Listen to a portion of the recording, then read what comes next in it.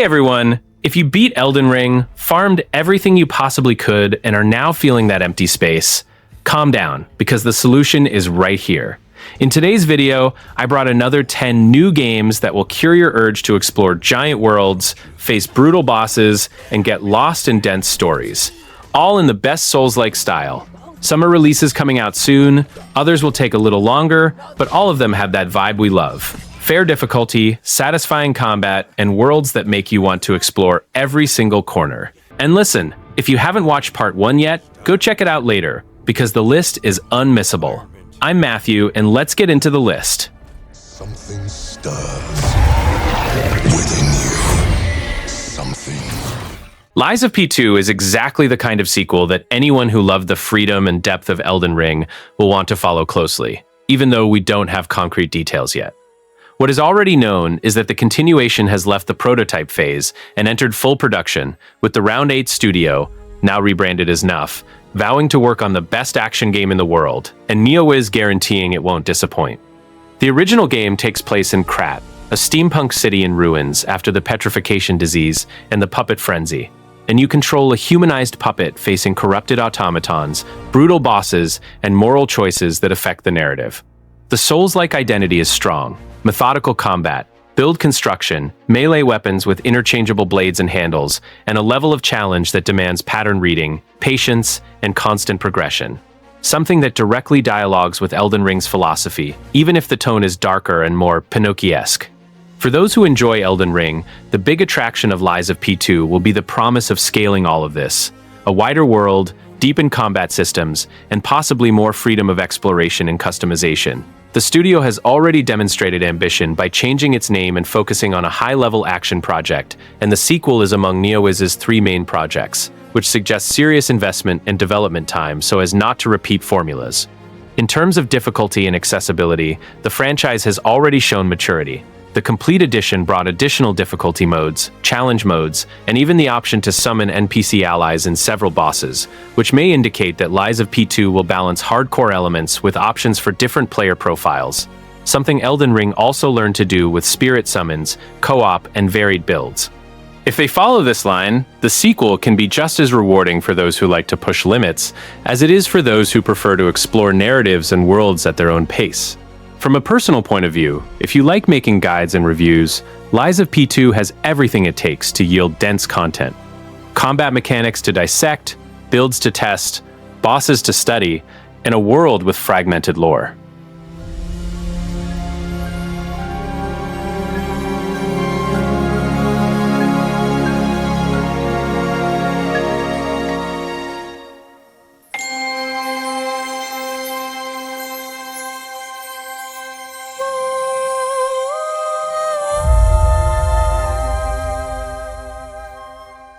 Black Myth, Zhong promises to follow the line of a single-player action RPG with Chinese mythology, cinematic visuals, and heavy combat.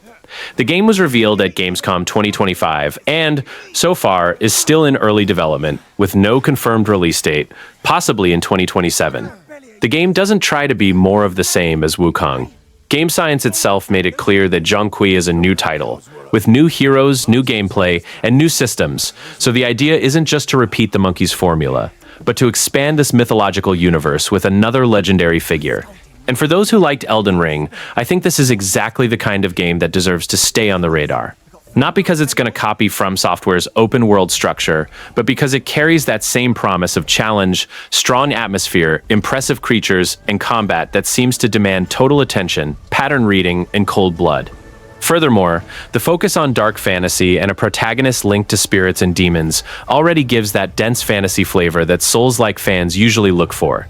The most interesting part, at least for me, is that Zhong as a character has absurd potential.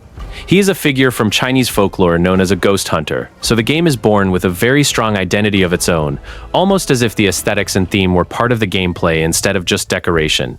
This matters because Black Myth Wukong worked very well precisely by turning myth into playable spectacle. Black Myth, Zhong is still more of a promise than a finished game, but it's a promise too big to ignore. If Game Science repeats the level of technical quality, art direction, and combat weight it showed before, this could be one of the next big names for those who love difficult action, memorable bosses, and worlds full of personality. For now, it looks exactly like the kind of game that makes an Elden Ring fan look and think, okay, I need to follow this closely.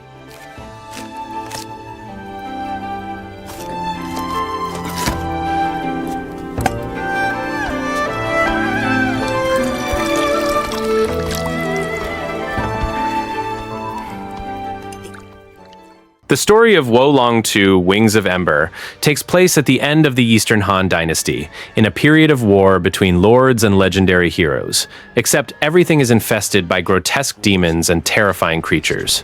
You control a nameless warrior who crosses endless battlefields, facing powerful bosses and uncovering secrets linked to the elixir of immortality. It's basically that atmosphere of Chinese mythology mixed with dark fantasy that made the first Wolong shine, but now with a totally new narrative and characters that may bring surprises to those who played the previous one. The big differential here is that the game abandons the linear format of the first and adopts a cohesive open world, where battlefield conditions change dynamically and even affect the morale system, which was central to the original game's progression. This means each area will demand constant adaptation from you, and the decisions you make during clashes can change the outcome of conflicts. For those who love the feeling of exploring a hostile world full of secrets like in Elden Ring, this is a natural evolution that promises much more freedom and immersion. In combat, Team Ninja is evolving Chinese martial arts with a system that integrates offense and defense more proactively, going beyond the traditional parry. The new Phoenix Power, or concentration system, gives more gameplay options, allowing you to use Phoenix-linked abilities to turn the tide against monstrous demons and warlords. It's the kind of mechanic that should reward those who like to study enemy patterns and optimize every movement, something that matches perfectly with the audience that enjoys Souls-likes and roguelites. Wolong 2, Wings of Ember is scheduled to release in early 2027 for PC, PS5, Xbox Series, and Switch 2, and is already confirmed on Xbox Game Pass from day one. If you want a game that mixes challenge, free exploration, and technical combat in a unique historical fantasy setting, this is the type of title that will dominate community discussions as soon as it arrives. And considering the first one has already surpassed 5 million players, the expectations for this sequel are at maximum level.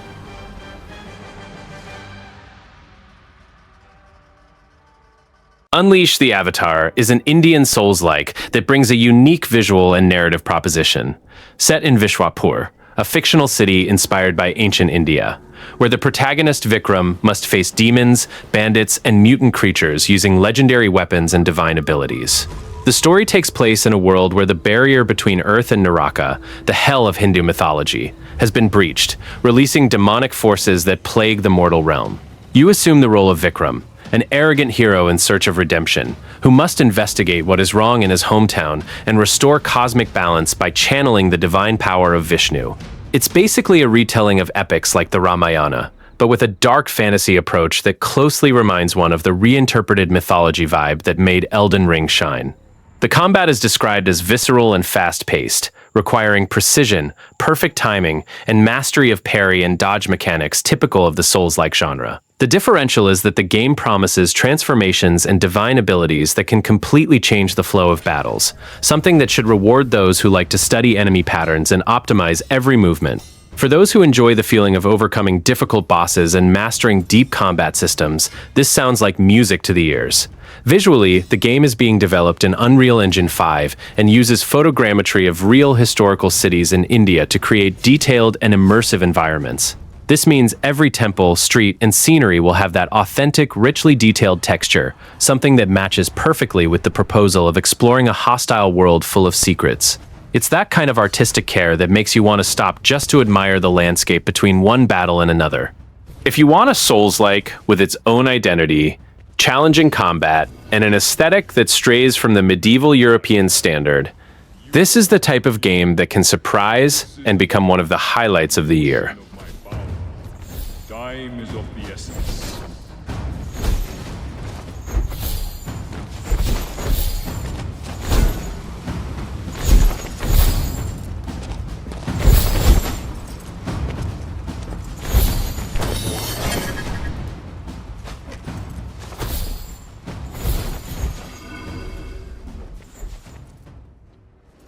Anhedonia, Sanctuary of Ash promises challenging combat, a dark world, and a constant feeling that every victory was hard-fought.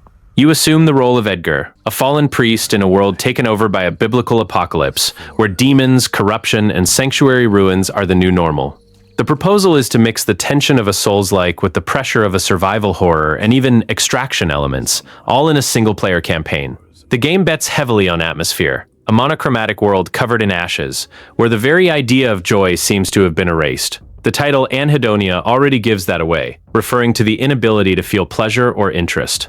Visually, it's as if Elden Ring went through a theological nightmare filter, with devastated scenarios, dim lights, and rare moments when colors return when you find memory fragments or something meaningful. This creates a sense of emotional progression, not just power. You are not just getting stronger, you are recovering pieces of humanity, in a place that forgot what hope is. In combat, the Souls-like influence is clear. Dangerous enemies, punishment for mistakes, the need to learn patterns and manage resources. But Anhedonia brings its own mechanics, such as exorcism rituals, cleansing tormented souls, and clashes against demonic horrors that demand more than just hitting until health hits zero. There are also survival and extraction-style exploration systems. You head out into hostile areas, collect what you can, and must decide what is worth bringing back to rebuild the Sanctuary of Ash, your save point and progression base. The narrative revolves around redemption and broken faith. Edgar is guided by visions of his brother, Samuel, while trying to protect the few survivors and understand what remains of the divine in a world that seems to have been abandoned by God. This gives a more intimate and personal tone than Elden Ring's grandiose mythology. Here, the epic is almost confessional, focused on guilt, regret, and the struggle to find meaning, when everything around says there is nothing left to feel. The release is scheduled for December 2026 on PC, with a demo already available on Steam since July 2026, acting as a prologue to the story. If you like difficult bosses, tense exploration, and stories that mix spirituality and despair, this is a title to put on your wishlist.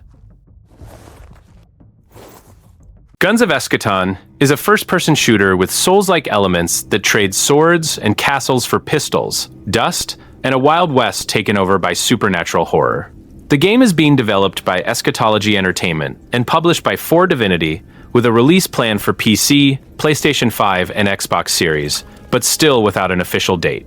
The premise has already won me over. You control a lone gunslinger crossing an apocalyptic version of 19th century America, full of destroyed settlements, cultists, monsters, and impossible machines. It's not simply a dark western. It's a world in collapse, where legends, historical figures, and occult elements seem to have blended until reality completely loses its meaning. The connection to Elden Ring is mainly in the way the game seems to treat its enemies and its world. You won't just run and shoot at everything. It will be necessary to study adversaries, understand their weaknesses, manage ammunition, and carefully choose when to attack or retreat. The arsenal should include over 20 weapons, different types of ammunition, active and passive abilities, armor, and consumables, allowing you to create a more aggressive, defensive, or entirely exploration-oriented combat style. What draws my attention the most is the attempt to turn an FPS into a true Souls-like experience. Combat seems to demand precision, positioning, and pattern reading, while enemies promise to be much more bizarre than ordinary bandits. There are mechanized creatures, cultists, and even a demonic train shown in the gameplay footage. And, for those who prefer to suffer accompanied, the campaign can also be played in co-op, with shared progression between sessions. There is also a special artistic weight to this project, because its visual identity was conceived by Viktor Antonov, known for his work on Half-Life 2, Dishonored, Prey, and other major games. For now, it's still early to know if Guns of Eschaton will truly deliver the depth of an Elden Ring, but the combination of Souls-like FPS, apocalyptic western, occult horror, and cooperative exploration is different enough to deserve attention. If you like discovering decaying worlds and learning to survive on trial, error, and every counted bullet, this could be one of the most interesting releases to follow.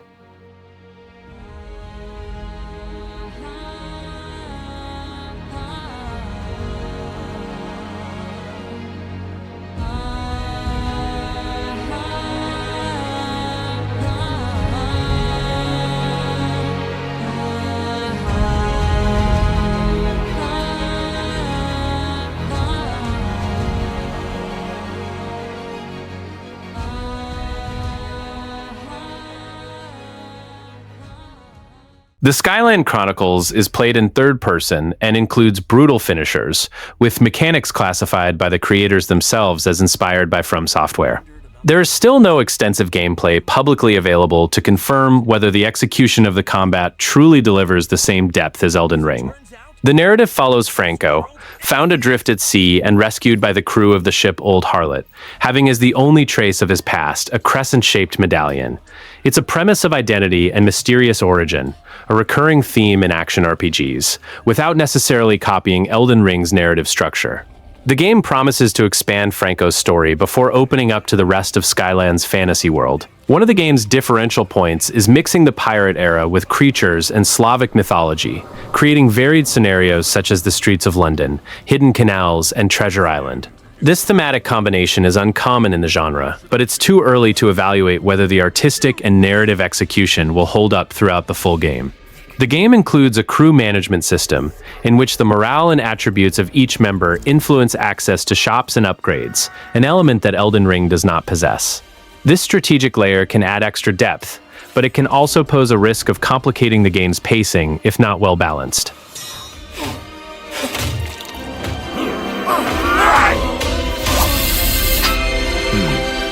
I don't think I am the one from the prophecy.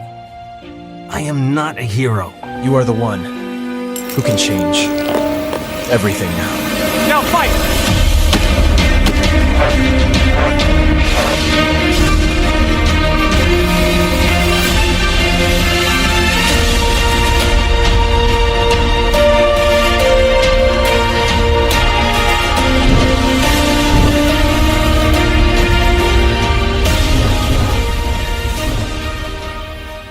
Guns of Eschaton is a first-person shooter with Souls-like elements that trade swords and castles for pistols, dust, and a Wild West taken over by supernatural horror. The game is being developed by Eschatology Entertainment and published by 4Divinity, with a release plan for PC, PlayStation 5, and Xbox Series, but still without an official date. The premise has already won me over. You control a lone gunslinger crossing an apocalyptic version of 19th century America, full of destroyed settlements, cultists, monsters, and impossible machines.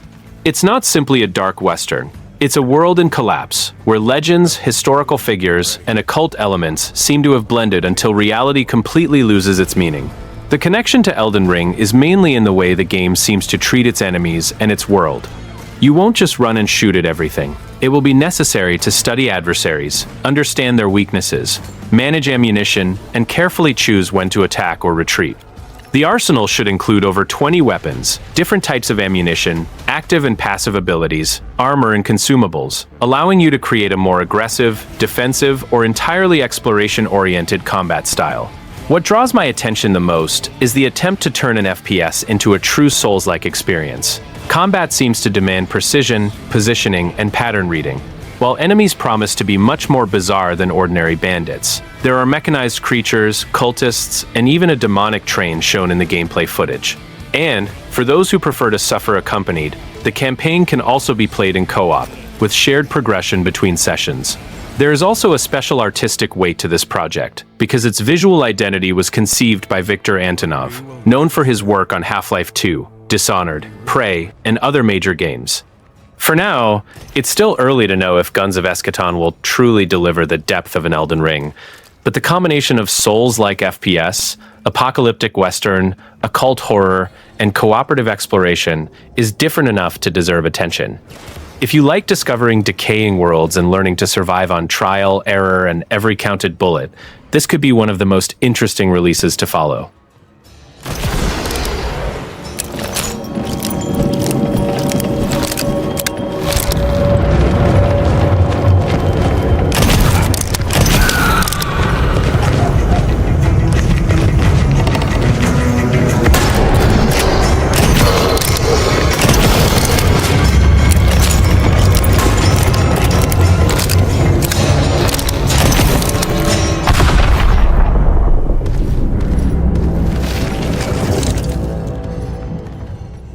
If you loved Elden Ring, Witches of the New World is a game that deserves to immediately enter your radar.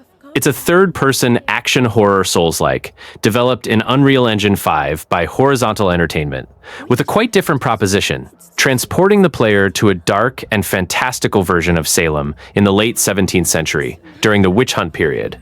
The story follows Jedediah Hopkins, a witch hunter sent from England to the New World to investigate strange events following a wave of trials in Salem.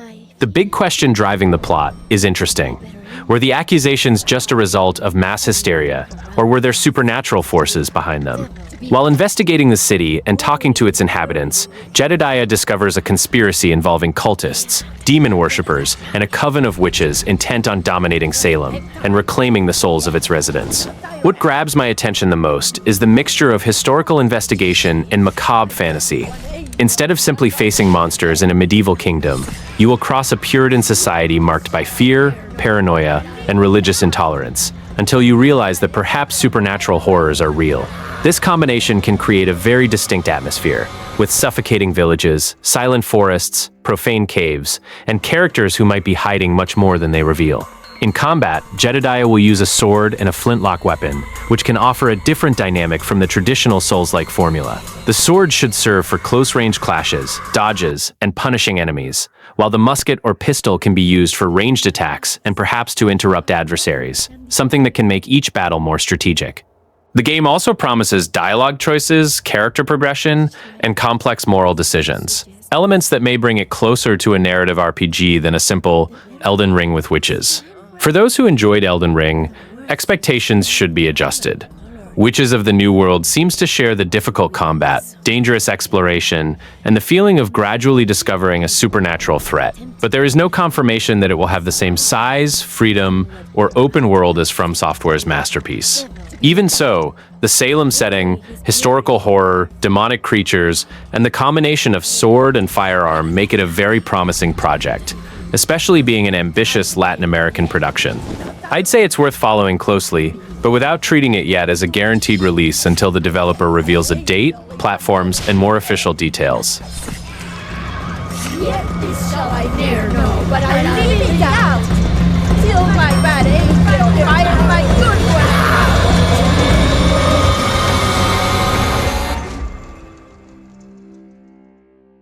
Lords of the Fallen is a game that deserves to immediately enter your radar. The sequel is being developed by Hexworks and published by CI Games, with a release scheduled for the first quarter of 2027, after a delay to allow for more refinement. The game will arrive on PC, PlayStation 5, Xbox Series, and Nintendo Switch 2. The proposition remains that of a dark fantasy Souls-like, but with its own identity. The big highlight is the concept of exploring two planes of existence, the world of the living and the umbral, a dimension of dead and spirits that can alter paths, reveal secrets, and completely transform the way you face certain dangers.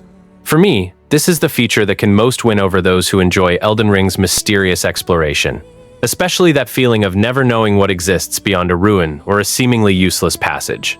The combat promises to be brutal, technical, and faster, featuring weapons, magic, different character build styles, and battles against grotesque bosses. The release trailers emphasize violent clashes and a heavily weighted atmosphere, while the game uses Unreal Engine 5 to create visually impressive scenarios and creatures. Do not expect, however, a simple copy of Elden Ring. The tendency is for Lords of the Fallen 2 to be more concentrated, linear at times, and focused on the constant tension of its two worlds. Another important promise is the cooperative experience, something that can make the campaign a lot of fun for those who like to face difficult bosses with a friend. The previous franchise already bet on online cooperation, in addition to allowing character customization and developing attributes, weapons, armor, and spells according to the chosen playstyle. I personally think this combination of dark exploration, varied builds, and cooperation can make the sequel work very well, provided the studio manages to deliver a more polished and responsive release. My impression is that Lords of the Fallen 2 can be an excellent choice for those who finished Elden Ring wanting another dark world to explore, but aren't necessarily looking for a giant map in the same format. The Umbral seems to be the true differential, and expectations are even higher because Hexworks will have the opportunity to fix issues from the 2023 game. It's still too early to claim it will be the next Elden Ring, but it is certainly one of the most promising Souls-likes to follow up to 2027.